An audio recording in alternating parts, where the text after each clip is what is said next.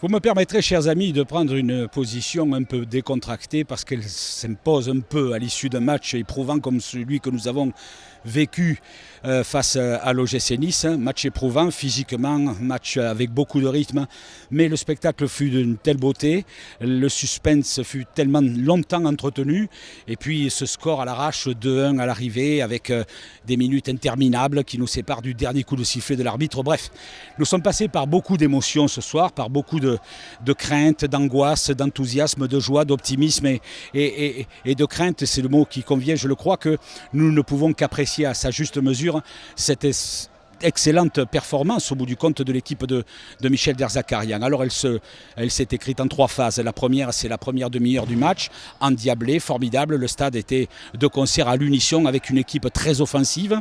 Et puis il y a eu ce but contre le cours du jeu, ce coup de poignard, cette douche froide avec ce but de Tamézé à la 34e minute. On s'est dit que décidément nous étions maudits de tous les dieux. Mais il y a de temps en temps une petite fée.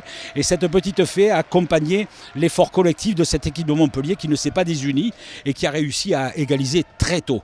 2 minutes après le but niçois, à la 36e par Andy Delors, c'est son 2e but de la saison. Après, qu'avons-nous craint ?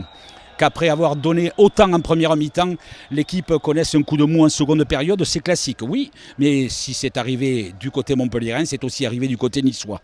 Il n'en demeure pas moins que le combat a toujours été aussi intense qu'en première mi-temps, et puis il y a eu ce petit coup de patte de génie de Florent Mollet qui a marqué un but plein de malice à la 56e minute. On était loin de la fin du match à cet instant-là, mais ce but-là, je pense qu'il a lessivé complètement les têtes pour peu que certaines aient laissé rentrer un petit peu le doute. Et l'équipe de Montpellier a réussi non seulement à remporter un match face à une valeureuse équipe, mais de surcroît avec un tempérament de feu. C'était super.